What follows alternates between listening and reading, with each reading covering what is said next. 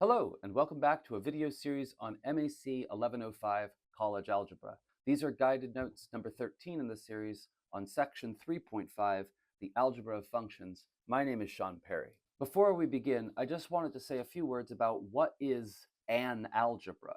We've done a lot of algebra so far, but what we've done is an algebra of numbers. Now that we're about to apply the notions of algebra to a new object, the functions, we'll get to see what algebra really is as a generalization of the rules of arithmetic.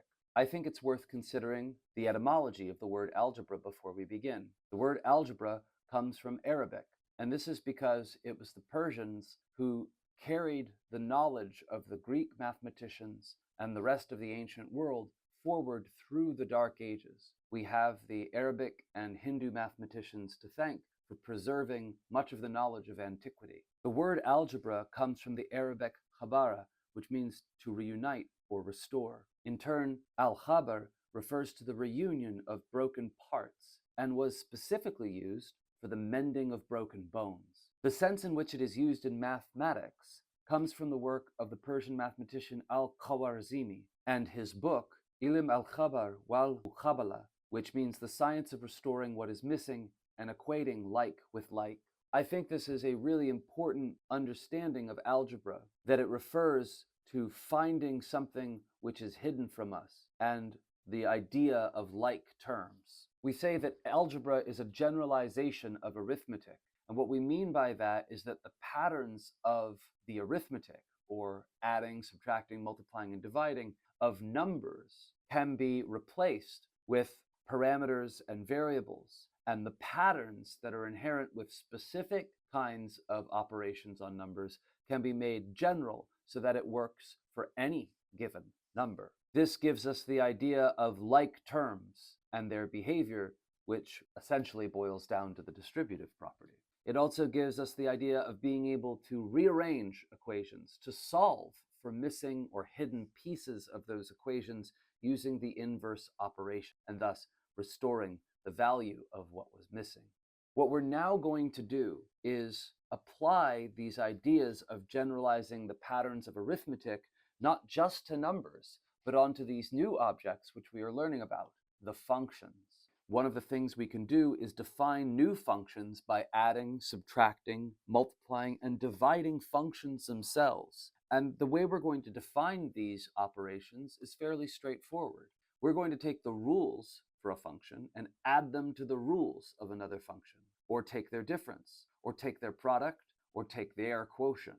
Now we should note here that when we take the quotient of two functions, we're still going to have some of the requirements inherited from the properties of numbers. Namely, 0 has no reciprocal, and so there cannot be a value of 0 in any denominator. We're going to have to forbid those x's, which would make g of x in this quotient equal to 0. It's easy to see with numbers whether we're dividing by 0 or not, because numbers only have a single value. On the other hand, functions take an input value and give you an output value.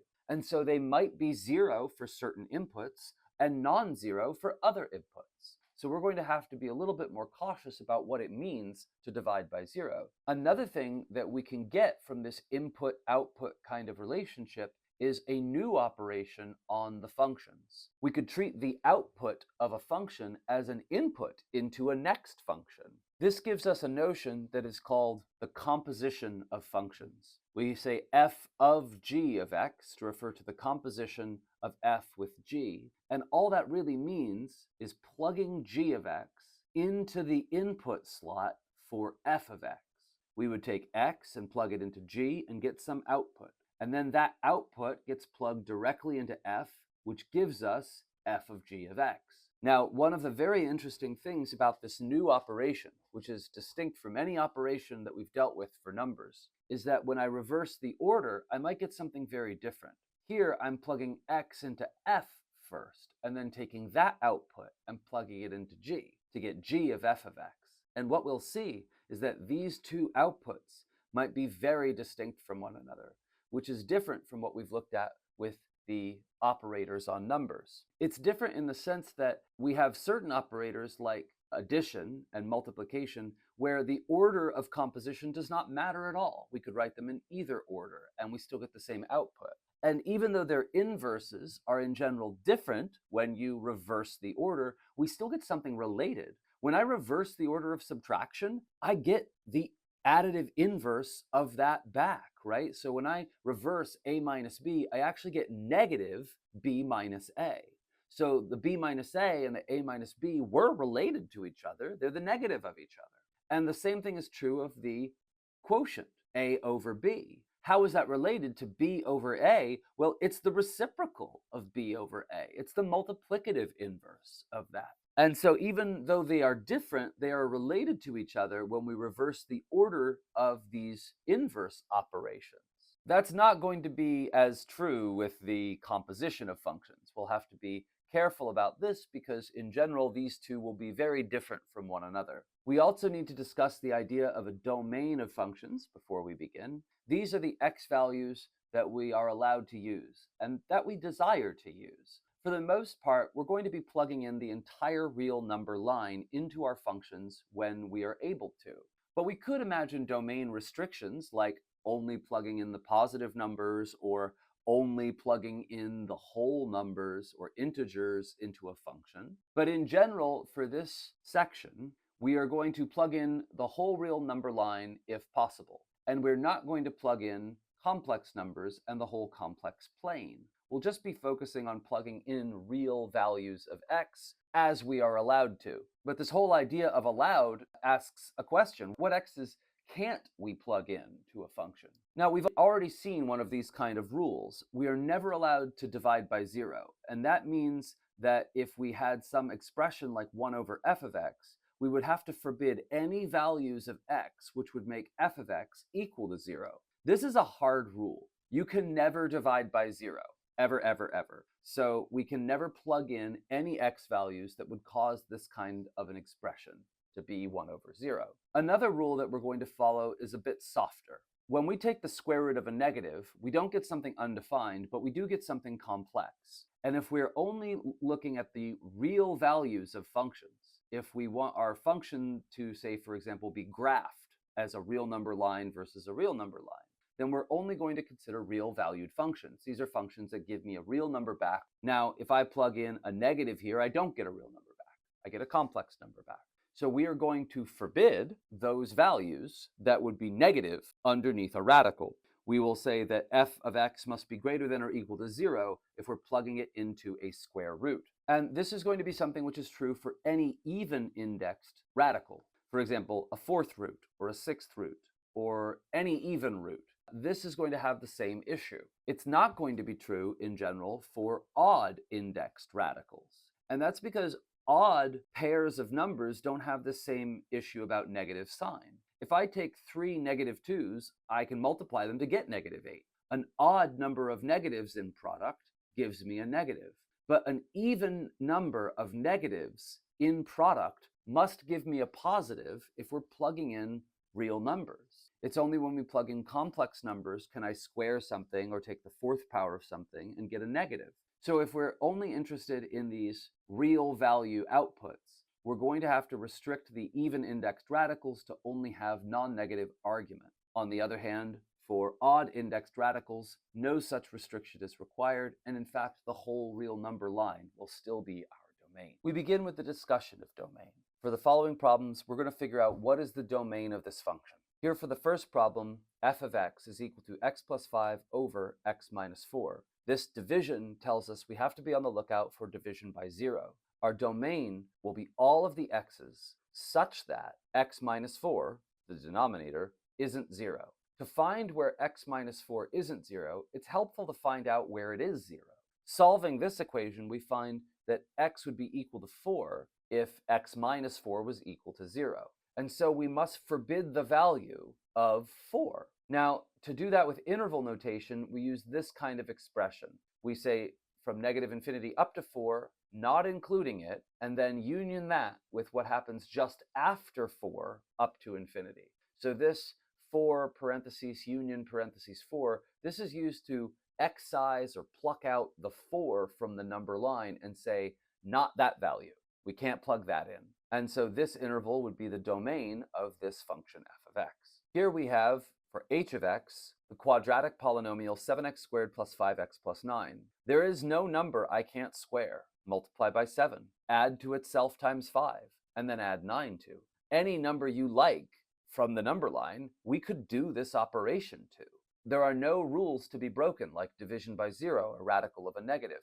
And so the domain of this function is going to be the whole real number line. We should note that any polynomial, no matter what its degree, is going to have the same domain, because raising something to a power, multiplying it by a constant, adding things up that look like those kind of terms, those kind of monomials, this is always going to be something we can do for any value on the number line.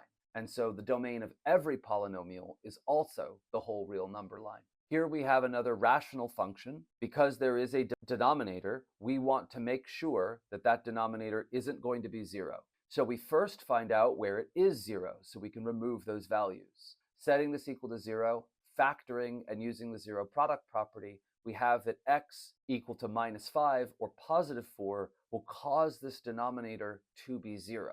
And so we must excise or remove these two values, negative 5 and 4. That punctures the number line in two places. We go from negative infinity up to minus 5, remove that with this collection of symbols. Then we go from minus 5 up to 4, and we include that, but we don't include 4.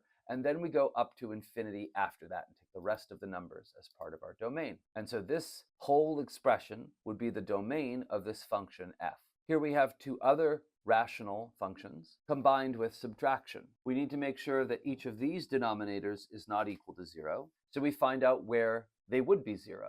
And then we remove those two values, in this case 11 and 12, which we can do with this collection of symbols. And that's the domain of G. Here we're starting to get into the rules for square roots and other even indexed radicals. We require that their argument be non-negative, greater than or equal to 0. So we take that argument and we solve this inequality. Moving my 2 over, dividing by 3, we wind up with x is greater than or equal to minus 2/3. Notice we don't have to reverse the order of the inequality when we divide a negative by a positive, only when we divide over negative coefficients. Now this gives us an interval, x is greater than or equal to minus 2/3, which looks like this. Notice we include the minus 2/3 because plugging in minus 2/3 here would give me 0. And 0 square rooted is just 0. We get an answer back for that, which is also a real value. So we do include this endpoint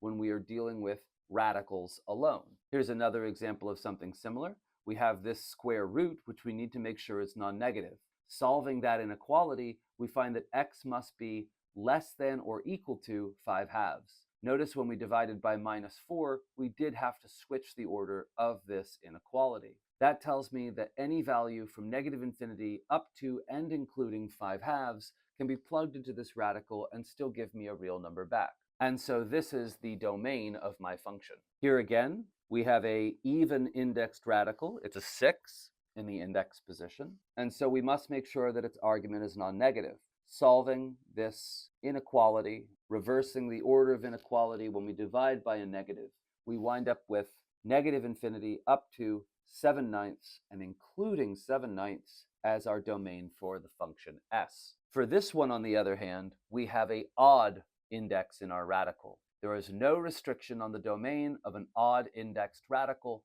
and so we just take this domain to be negative infinity to positive infinity. Back to talking about a rational function again, we look at the denominator and say, where is the denominator going to be 0?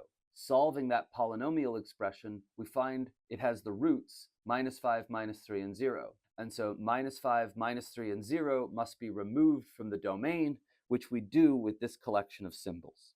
For the next function, we have this parabola, 64 plus x squared. This is a upshifted parabola from x squared, moving the entire function up by 64 units. Such a function is never going to be equal to 0, not for any real value anyway.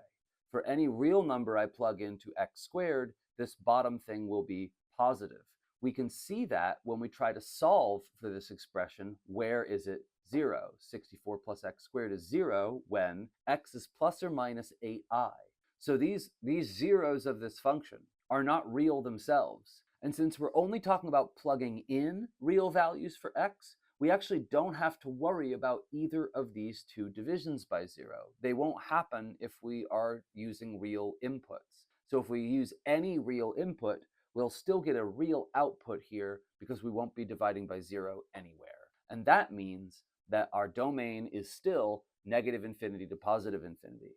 So don't be deceived by the fact that this is a rational function. It must have some restricted domain. If the denominator is always going to be non-zero for every real input, then the domain will be the entire real number line because this function will be defined for every real input. On the other hand, this one has a different problem. Here I am subtracting x squared. We've reflected this parabola and then upshifted it by 25. Well, that is going to hit the axis. So we could solve this for when is 25 minus x squared equal to 0. That's going to be when x is plus or minus 5. These are real numbers that we have to worry about. And as such, we're going to need to remove them from the interval of real numbers. So we do that with this collection of symbols. We go from negative infinity up to minus 5, union that with what comes after minus 5 up to 5, and union that with what comes between 5 and infinity. Note that this difference in sign made all the difference in these two domains. For this next one, we have a combination of rules we have to worry about. We have to worry about two things: keeping the argument of this radical non-negative and making sure that the denominator is not 0. The argument of this radical will be non-negative when 2x plus 5 is greater than or equal to 0. Solving, we get x is greater than or equal to negative 5 halves. So that's one thing we have to make sure is true, that we are in this interval greater than or equal to negative 5 halves. But there's a problem. We will also have a 0 to worry about. When is the whole denominator here, 1 minus square root of 2x plus 5, equal to 0? Bringing the square root over, squaring both sides, we solve for x and find that when it is negative 1/2, we have a problem. We would divide by 0.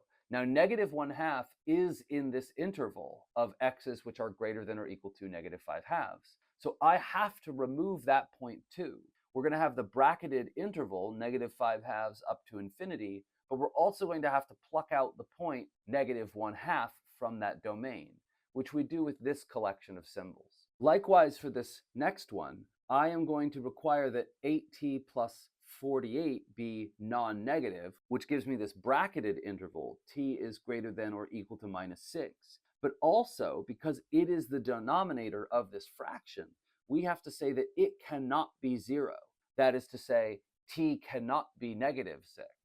So I actually don't have the bracket. I need to remove the minus 6 from this interval, which we do by replacing that bracket with a parenthesis. For this next one, we have two considerations. One is this radical, which must be non-negative, and this means that z has to be greater than or equal to minus 6. On the other hand, we also have the consideration of this denominator, which we must make sure is not equal to 0, and therefore we must forbid the value of negative 2. That gets me a domain which looks like minus 6 up to infinity, but we also have to remove the minus 2, so we stop at minus 2 and remove it with this collection of symbols, and then continue on to infinity. And so this becomes the domain of my function. For the next questions, we're going to explore the algebra of combining functions using these operations. Then we're going to look at the domain of each result. Here we're given that f of x is equal to 10x minus 15 and g of x is minus 14x minus 7.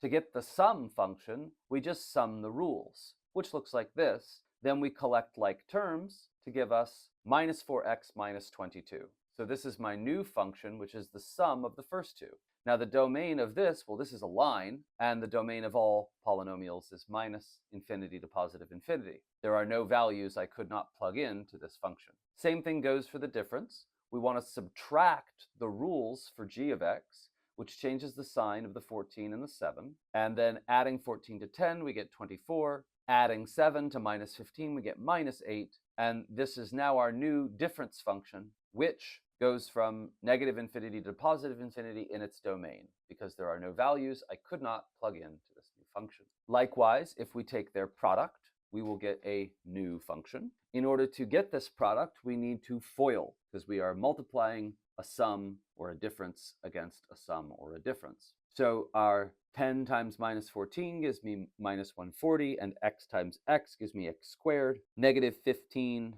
times negative 14 is, oops, positive 210. And 10 times minus 7 would give me minus 70. Negative 15 times negative 7 would give me positive 105. So actually, the 210 minus 70, this is going to be positive 140. But in any case, our domain is still all the real numbers because this is just a polynomial. It's when we do the quotient that we have to be a little careful. Now, the quotient is just f and its rules divided by g and its rules. But we must say that g cannot be, this denominator cannot be 0. And so when would g of x be 0? Setting its rules equal to 0 and solving, we find minus 1/2. And so the domain of this function must exclude minus 1/2, which we do with this collection of symbols. For the next problems, we're going to have f of x be this quadratic polynomial x squared minus 5x, and g of x is going to be x plus 2. The sum function is just the sum of the two rules, and combining like terms, we get the following: x squared minus 4x plus 2. And the domain of that is negative infinity to positive infinity because it is just a polynomial. Same thing with my difference. If I change these signs instead, we wind up with x squared minus 6x minus 2, which also has the domain negative infinity to positive infinity. When we FOIL these in order to multiply the two rule sets, we will wind up with the following four terms. And combining the like squares here, we have x to the third power minus 3x squared minus 10x. This is another polynomial and so has a domain from negative infinity to positive infinity. Finally, for the quotient of f over g, we divide f's rules by g's rules and then forbid the value which would make the denominator 0, which we would do with this collection of symbols. For the next problems, we are going to have two functions that themselves have domain restrictions, and that's unlike what we've seen with the previous problems, which were polynomials and had no domain restrictions. Here, your x squared minus 81 in the bottom means that we are not going to be able to plug in either 9 or negative 9. And since g and h have like bases, they're going to have the same domain restriction. What happens when I add these two? Well, fortunately, they already have like bases, so we just need to add their numerators by grouping like terms. This has the same domain restriction, and so we would omit negative 9 and positive 9 this way. Oops, there's a typo here. This is copied wrong. This should be positive 10, and as such, this should be plus 4. Glad we caught that. For this next one, let's be careful about the order of subtraction. We want to take h of x and subtract g of x from that. And let's also be careful that when we deal with the subtraction here, we're going to need to distribute that subtraction to both terms in the numerator. Combining over a like base, this gives me 7x plus 10 plus 3x plus 6, and that's going to give me 10x plus 16 over x squared minus 81. Still have the same denominator, so we still have the same domain restriction. For this product function, we're going to want to multiply these two together. We're going to want to then FOIL what's on top. And let's FOIL what's on bottom too, although you can see the domain restriction right here. Anything that would make either of these two 0 should be forbidden, and those are only going to be the numbers negative 9 and positive 9 again. FOILing things out and grouping like terms, we wind up with the following expression. I would say that we should definitely look at the previously factored version of this expression in order to determine where the denominator should be 0 and not look at this quartic polynomial, which looks a bit intimidating. For this next one, what we should notice is that this quotient of two rational functions is going to have several denominators in it. We have one denominator in this fraction up top, we have another denominator in this one on the bottom, and then we have the overall fraction of dividing these two. Now, we still are not going to be able to have a negative 9 or a positive 9. Even though these terms will cancel eventually when we do the division, that doesn't mean that their values are going to be returned to the domain. They are instead going to cancel, but we are still going to exclude those values 9 and negative 9 from the domain. Any division by 0 that ever would have occurred needs to be forbidden. Now we can see from the final version that this is also going to have problems where minus 3x minus 6 is equal to 0. In other words, where this numerator would have been 0, because that would zero out the overall function in the denominator. So we have to exclude where minus 3x minus 6 is equal to 0. But setting that equal to 0 and solving, we find that x mustn't be equal to minus 2. And so we forbid the values of minus 9, minus 2, and positive 9 from the domain. I often like to ask my students if they think that these two are the same function. That is x over x equal to 1? And the answer to this question is yes, in all cases except for 1. We still are going to say this is true except where x is equal to 0. And we can see why that's going to be an issue, either looking at the graphs of the two functions or looking at their domains. If I look at the graph of the constant function, g of x is equal to 1, it's just a level line. It's a constant line at a value of 1. But if I look at x over x, it's a constant line with a value of 1 except for at 0, where it is in fact undefined. And so these two graphs are in fact distinct, and the functions are not themselves equal to each other. We can also see that this must be an issue when considering the domain. The domain of f is actually going to be everything except for 0. And so we have negative infinity up to 0, excluding it, and going from 0 up to infinity. On the other hand, the domain of g is unrestricted. It's the whole real number line. Anything can be plugged in here, and it still gives me a 1. And so what's the takeaway here? What's the important thing to remember? The thing to remember is even if you were going to cancel these x's, so to speak, that doesn't mean that we get to ignore that they ever existed. If we have something divided by something else as a function, it might cancel to 1, but it would not cancel to 1 if the value of that thing was 0. And so we have to still omit those kind of numbers from the domain even after we cancel. This is why even though negative 9 and 9 don't appear to be problems for this function, they're still omitted from the domain because they were problems for the original two functions in the quotient. For these next functions, we have the square root of x plus 3 and the square root of x plus 7. Notice that f of x real valued, we require x to be then greater than or equal to minus 3, and for g of x to be real valued, we need x to be greater than or equal to minus 7. Now, notice that one of these actually supersedes the other one. If we are greater than minus 3, we're already greater than minus 7. And that's why even for this sum function, which needs to take both domains into consideration, we only need to say that we are greater than or equal to minus 3, because that already guarantees us that this g of x is going to be real valued. The same thing is true with the difference. And there isn't a way to reduce this any further. These aren't like terms, but we can't clear these radicals and combine them easily. However, we can do something with these radicals when considering the product function. The product of these two, we can undistribute this radical and write this over the polynomial x plus 3 times x plus 7. Now, we need that argument to be positive, or at least non-negative. So we have to actually solve this polynomial inequality that says, well, where is this polynomial going to be greater than or equal to 0?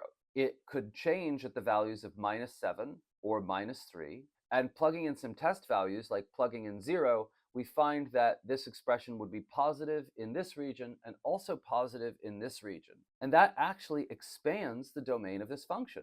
For once, we have an expansion of domain. This new function is actually defined to be real valued, either from negative infinity up to 7 inclusively, or from 3 and including 3 up to infinity. For the quotient function, we simply write the quotient of these two, and then we note that we cannot have this function be equal to 0 either. So it has to be greater than or equal to minus 3 still, but it also cannot be equal to minus 3. And that's because this would cause this denominator to be 0. And so we wind up with this domain from negative 3 exclusively up to infinity. Our next questions are going to concern the composition of functions. Specifically, the two functions f of x is equal to x squared minus 7 and g of x is equal to x minus 5. To get the composition f of g, I plug g into f of x. Now, that means plugging x minus 5 into f of x. And so in f of x's rules, we replace the x value with x minus 5. So it would be squared here. So we square x minus 5. and then times -7 here, and so we times it by this -7. Now, foiling things out and distributing my -7, and then combining like terms, we get the following polynomial. For the next one, we compose in the other order, and we are going to plug then f of x's rules, x squared minus 7x, into g of x's operation, which says take my argument and -5 from it. So if I take the argument, x squared minus 7x, and I -5 from it, hey, that's all I get. There's no more work to do because we don't have any like terms to combine. There's nothing to FOIL here, and so we're done. The next one asks us to compose f with f. This means plugging f of x's rules into the rules of f of x. Okay, well, so I'm plugging in x squared minus 7x into exactly that again. But this means I want to take that argument, x squared minus 7x, and I want to square it, and I want to -7 times it. So I have to expand this polynomial here, which is going to give me x to the fourth minus 14x cubed plus 49x squared. And then distributing this -7, we get -7x squared plus 49x. Combining my like terms, I get the following. I would just like to note that rather than expanding the polynomial, we might also have factored it pretty easily at this step. And that's because we could factor out x squared minus 7x from both terms. This would leave me an x squared minus 7x in this position, because there was two of them to begin with, and I only factored out one, -7, which now is, this part is gone because we divided that away, so we just have 1 here. And so this would give me a factored version of the polynomial without having to try to factor this big nasty quartic. The next one's pretty easy. We just want to compose g of x with g of x. So we plug in x minus 5 into g, which says -5 from that. Well, if I -5 and then -5 again, that gives me -10. And so our whole function composition just becomes x minus 10. What about f of g of 3? Well, there's a few ways that you could do that. Let's take a look at two. The first way is to plug in 3 into g of x. G of x is x minus 5, so we take 3 minus 5 and get -2. Now we want to plug that into f of x, which is to say, plugging in -2, we square it, and -7 times -2, that's 14 plus 4, or 18. We also had the rules for f of g of x, given here, and so we could have plugged it into that expression as well. The same thing is true for g of f. We figured out what g of f was. It was x squared minus 7x minus 5. And so what if I wanted g of f of 8? Well, I could plug 8 directly into these rules instead of doing the two substitutions. 8 squared minus 7 times 8 minus 5 would give me 64 minus 56 minus 5, which gives me a 3. For the next one, we have f of x equal to 8x minus 4 and g of x equal to square root of x squared minus 2x plus 2. So what happens if I plug in g of x, or this set of rules here, into f of x? Well, I need to multiply that set of rules by 8 and then -4 from that. There's no way to simplify this, so we just stop right here. What about the other direction? Well, that's going to plug 8x minus 4 into g of x's rules, which means I need to take the square root of that expression squared minus 2 times that expression plus 2 to mimic these rules here, but now with x replaced with 8x minus 4. Expanding these terms and multiplying things out, then combining like terms, we wind up with the square root of 64x squared minus 80x plus 26. Here, for f of x, we need to plug 8x minus 4 into 8x minus 4. So that means taking 8 and timesing it by 8x minus 4, and then minusing 4 from that. Distributing my 8 and collecting like terms, I get 64x minus 36. G of x is a bit trickier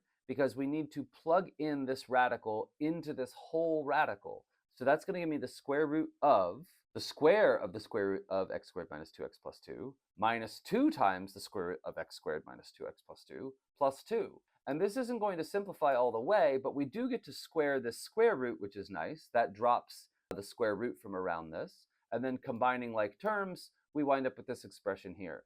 This radical of a radical expression is something that can possibly be cleared, but talking about how to do that in this context is a bit beyond the scope of this course. Now, what about if I plug in -1? We actually have an expression for this, but let's imagine we just wanted to plug it in stepwise. So we would plug -1 into the rules of g of x. This would give me the square root of -1 squared, which is 1, -2 times -1, so plus 2, and then plus another 2. That gives me the square root of 5, and then f of x says take that, multiply it by 8, and minus 4. This doesn't simplify, and so this is our answer. Likewise, if I plug in minus 2 here, we have rules for f of x. We found that f of x was 64x minus 36. So plugging in minus 2, I'll just take 64 times minus 2 minus 36. This gives me minus 128 minus 36, which is minus 164. Now we're going to look at the composition of some rational functions. We'll try not to get too bogged down in the notation. We're just going to try to replace the x's with 3 over x in the rules of f of x. So that's going to take this x and make it a 3 over x, and this x and make it a 3 over x, and then we need to simplify this answer from this compound fraction. How do we do that? Well, we need to get like bases in the denominator first, so multiplying 2 by x over x, so that I combine it with 3 over x. This gives me in the denominator 3 minus 2x over x. Then we flip that and multiply. The x's will cancel, and we'll wind up with 3 over x minus 2x. Likewise, for g of f of x, we want to plug in x over x minus 2 into g of x, which is 3 over something. So we plug that something in, and we get the following. Then flipping it and multiplying, we wind up distributing my 3 with 3x minus 6 over x. Now, for f of x, we want to plug in f's rules, x over x minus 2, into f's rules. So wherever I see an x here, I'm going to replace it with x over x minus 2. So that's this expression here. Now, how do I simplify that? Well, again, we have to get like bases. So we multiply this 2 by x minus 2 over x minus 2. And distributing my 2 and combining like terms, also distributing this minus sign here, of course, that's going to give us x minus 2x plus 4 over x minus 2 in this denominator. Let's combine like terms here to give me minus x plus 4. Then flipping and multiplying, we cancel our x minus 2's, and we just get x over minus x plus 4, which is perhaps more nicely written as 4 minus x. What about g of x? Well, this one's going to be kind of nice, actually. We have 3 over x. We plug that into 3 over x, so we have 3 over x. Flipping and multiplying, the 3's cancel, and we just get x back.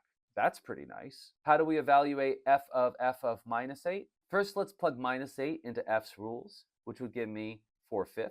Then, taking 4/5 and plugging it into f's rules, we would get the following: 4/5 over 4/5 minus 2, which, combining with like bases here, would give me minus 6/5. Flipping and multiplying, the 5's cancel, and we wind up with 4 over minus 6, which is minus 2/3. Finally, since we noted that g of x was just the identity function x, plugging in 5 into g of x just gives me 5.